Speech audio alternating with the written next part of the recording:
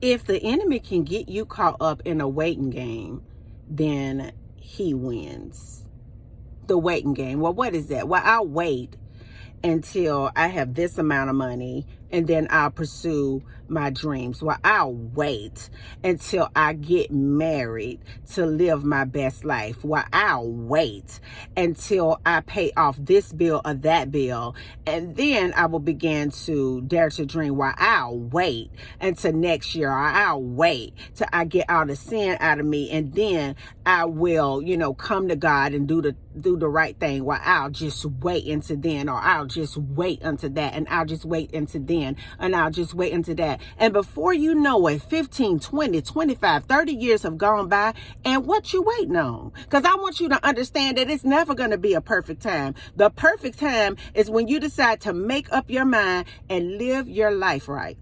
That is the perfect time, because I want you to understand the devil don't care nothing about you. And if he can keep you in a situation where you're in a gray spot, where you're straddling the fence, but I tell you, God will just blow you out of his nostrils like smoke, because it's nothing like a mind that's not made up. We are in a season where it's a spiritual war that has been turned completely up. And in order for you to be able to be victorious in your life, and in order for you to be able to see the things that you want to see in your life, you have to make a decision.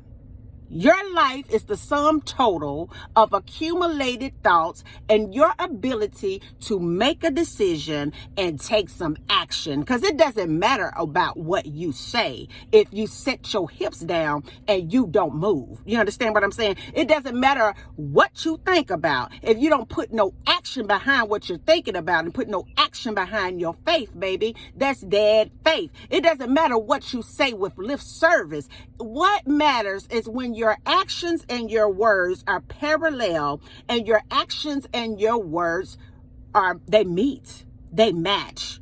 It means something. Your word means something because the actions that you take validates your words.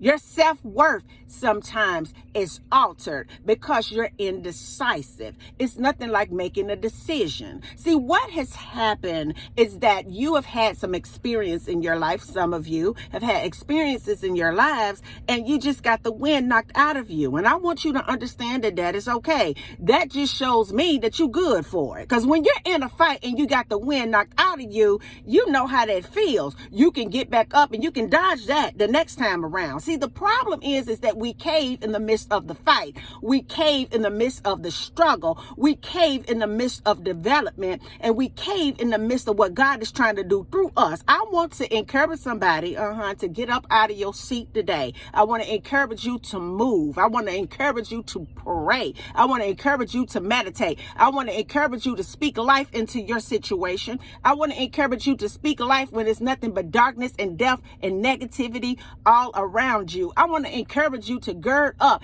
just stand up and pick up your self-esteem. No matter what someone has said about you, or no matter what they do around you to get you off your course in life, you have to be about your business, because putting things off is you could be waiting forever. You have to take action today. I just want you to put it off in the comments, in this comment section, that I choose to take action today. I choose to stop procrastinating.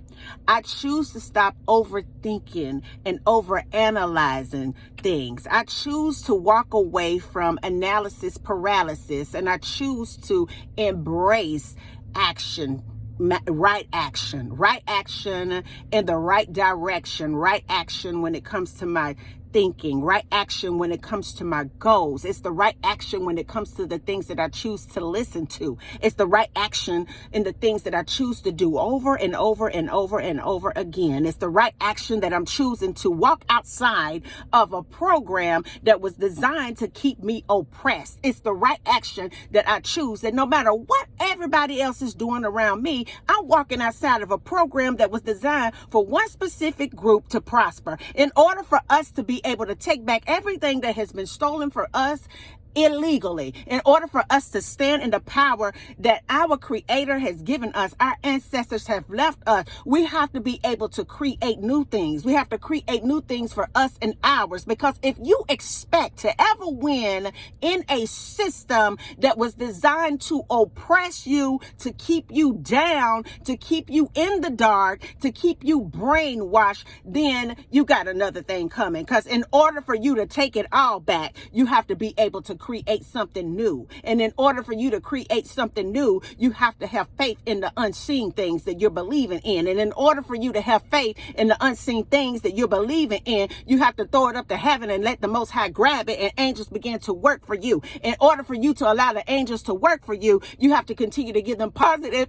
affirmations in the atmosphere so they can hear you. You have to continue to pour into the spiritual in a good set point, pour into the spiritual so that they can work for you and you can see it in the physical. You have to come outside of the matrix. You have to come outside of the system that is designed to oppress and only to elevate a certain group. Listen to me today. Stop putting it off. Your kids are depending on you taking action. Stop putting it off. Your grandchildren, they're depending on you to take action. Stop putting it off. Your community is depending on you to take action. Stop putting it off. Wake up. Come up out of the trance. Come up out of the brainwashing. Come up out of a system that was not designed for you to soar in. God said that He came. He sent His teachers here to teach you so that you can have your life and have it to the absolute fullness. Not for you to have some things, but for you to have all things, because you are created to dwell and to reign and to rule and have dominion and subdue in this dimension.